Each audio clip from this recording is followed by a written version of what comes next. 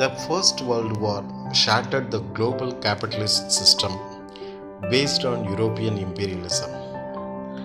The European powers were gravely weakened by the war, financially and politically. The trade and the financial imbalances left by the war and the harsh peace that followed created instabilities throughout the 1920s. As a result of fascism emerged in Italy and Germany, the anti-colonial struggles got intensified as the colonial powers were weakened by the war. The Soviet Union's role in extending solidarity to the struggling nationalist movements also went a long way in accelerating the process of decolonization in Asia. As we saw in the last chapter, the crisis in the Western world had led to the outbreak of the World War I. We now turn to the social and political developments in the World War after the end of the war. Great Depression. The first huge crash occurred on 24th October 1929. The price of the shares in the New York stock market fell steeply. This discouraged investors and consumers to such an extent to sell their shares and dispose their stocks. But there were no buyers. This was followed by the failure of American banks. The American financiers were forced to recall their own funds invested abroad. At the end of the World War I, America was financially in a sound position. As the money lender to the world, America encouraged the flow of capital into Europe, which helped the European debtor countries. The capital outflow also found outlet in new investments. But these investments yielded profits only after a period. In the meantime, a slump in the US economy forced the government to impose restrictions on the export of capital. This resulted in the steep decline in the volume and value of exports all over the world. Rise of Fascism and Nazism. Impact of war in Italy. The first of the nations of Western Europe to turn against the old ruling regime was Italy.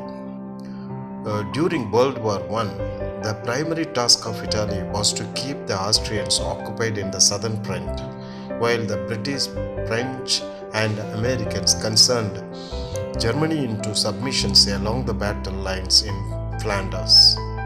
The financial cost of the participation in the war was huge. Moreover, after the war, in the sharing of the spoils, Italy got less than she expected.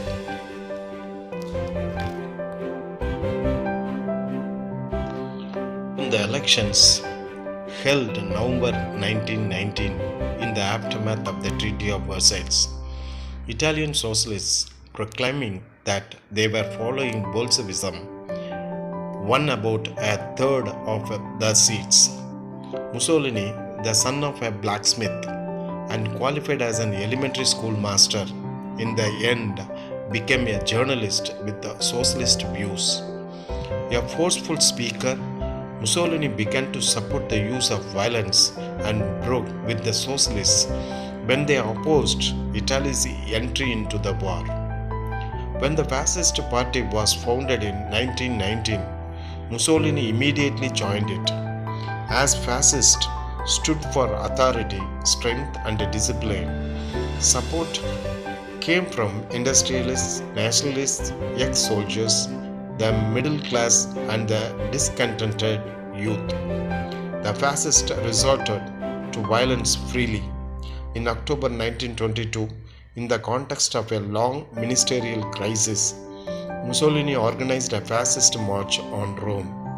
Impressed by the show of force, the king invited Mussolini to form a government. Mussolini's pact with Pope. In order to give respectability to the fascist party, Mussolini won over the Roman Catholic Church by recognizing the Vatican City as an independent state. In return, the Church recognized the Kingdom of Italy. The Roman Catholic faith was made the religion of Italy and compulsory religious teaching in school was ordered. The Latin Treaty incorporating the said provisions was signed in 1929. Evaluation of German Fascism. The origin of German fascism goes back to 1919 when a group of 7 men met in Munich and founded the National Socialist German Workers' Party. One of them was Adolf Hitler. Hitler had developed violent political biases against Jews. He associated Judaism and Marxism. During World War I, he served in the Bavarian army. A gifted speaker, he could wipe up the passion of the audience. In 1923, Hitler attempted to capture power in Bavaria. His premature launch of the National Revolution on the outskirts of Munich landed him in prison. During his time in prison, he wrote Mein Kampf, meaning My Struggle, an autobiographical book containing his political ideas. The Nazi state of Hitler. Republican government fell as the communists refused to collaborate with the Social Democrats. Thereupon, industrialists, bankers, and junkers prevailed upon President von Hindenburg to designate Hitler as Chancellor in 1933. The Nazi state of Hitler, known as Third Reich, brought an end to the parliamentary democracy. Hitler replaced the flag of the Weimar Republic by the swastika banners of National Socialism. Germany was converted into a highly centralized state. All political parties except the Nazi Party was declared illegal. The army of brown-shirted and jack-booted stormtroopers was expanded. The Hitler Youth was created and the Labor Front set up. Trade unions were abolished, their leaders arrested, strikes were made illegal, wages were fixed by the government, and the Labor Front was used by the Nazis to control the industry. Total state control was extended over the press, the theater, the cinema, radio, and over education. The Nazi Party's propaganda was led by Joseph Goebbels, who manipulated the public opinion through planned propaganda. He once said, "Any lie frequently repeated will ultimately gain belief." The Gestapo, or secret state police, was formed and run by the Himmler. Nazis' policies towards Jews. Along with the repressive measures, Hitler's government followed a policy of repressing Jewish people.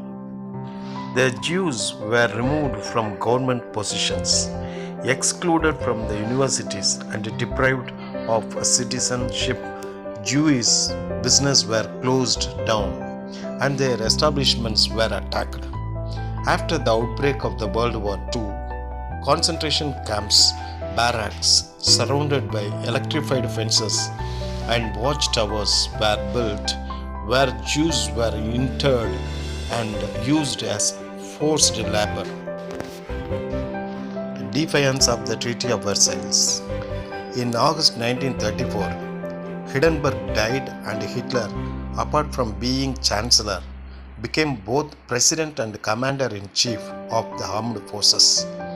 Hitler's foreign policy aimed at restoring the armed strength of Germany and annulling provisions of Versailles Treaty. His deliberate attempts to breach the Treaty of Versailles led to the outbreak of the Second World War.